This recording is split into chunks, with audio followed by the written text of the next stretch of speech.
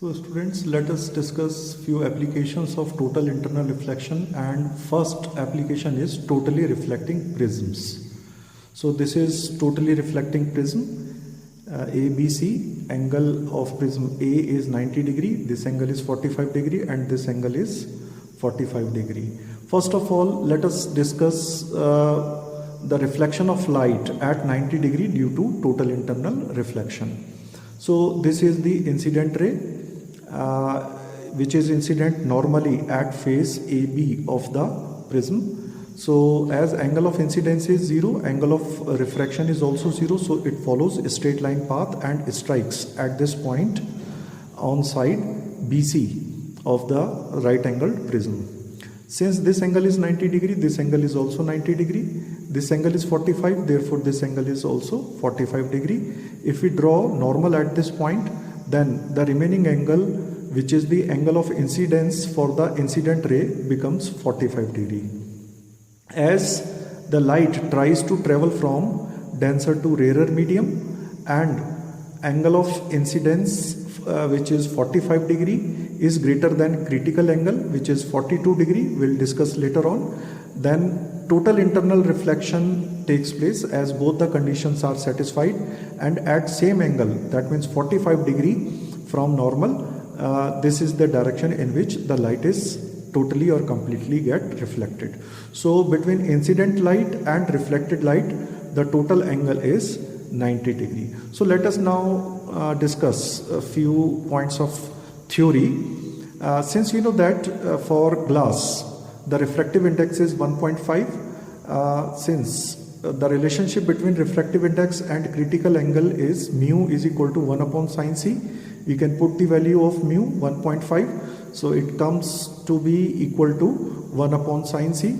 If we calculate C, then it comes out to be nearly equal to 42 degree, 41.8 degree, nearly 42 degree. So as we can see that at this point the light is inside the denser medium, trying to coming into the rarer medium, and the angle of incidence 45 degree is greater than critical angle 42 degree. So both the conditions of total internal reflections are satisfied, and therefore at this point the total internal reflection takes place and light is reflected by this totally reflecting prism at 90 degree.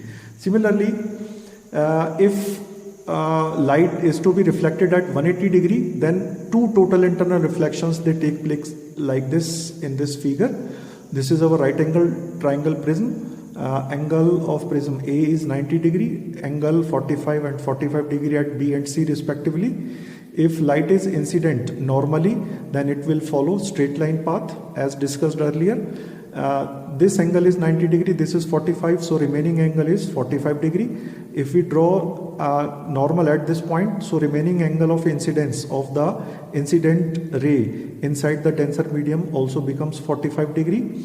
As light is trying to come from denser to rarer medium, or it is inside the denser medium, and also the angle of incidence is greater than critical angle 42 degree as discussed earlier. So first total internal reflection takes place and light goes in this direction at 90 degree from the incident direction.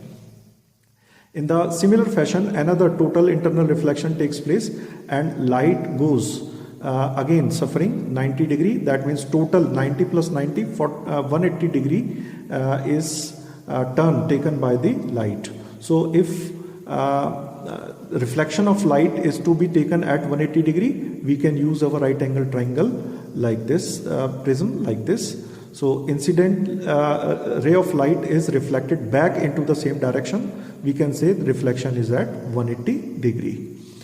Another application of total internal reflection is in case of mirage. Mirage is an optical illusion which is observed in deserted areas or coal tar road on hot summer day. So we have to understand this with the help of this diagram. This is hot sand in deserted area, and the air which is just in contact with the hot sand is rarer, and as we move gradually upwards, the air becomes comparatively cooler and hence denser.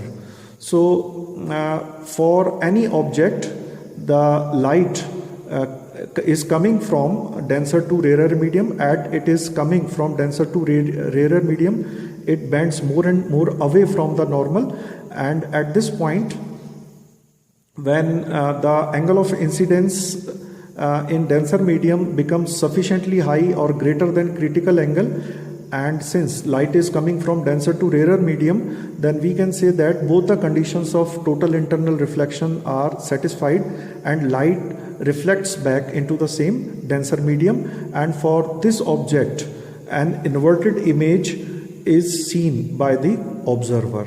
Since in deserted area, since object with its image is seen, which gives us a false impression of presence of water in the deserted area, so an optical illusion is observed, which is known as mirage. Similarly, another application of total internal reflection is in optical fiber.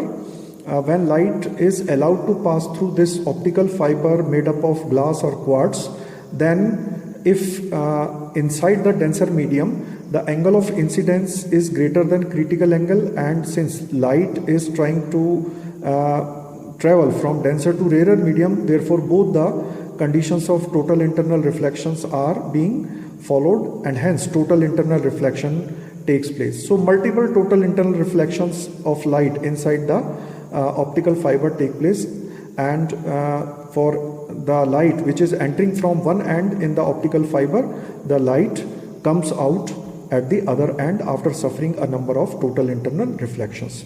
The medium inside the optical fiber is of higher refractive index. This higher refractive index medium is known as core of the optical fiber, and at the outer surface the refractive index is comparatively small, and this is known as cladding of the optical fiber. So we can again see that total internal reflection is taking place inside the optical fiber also.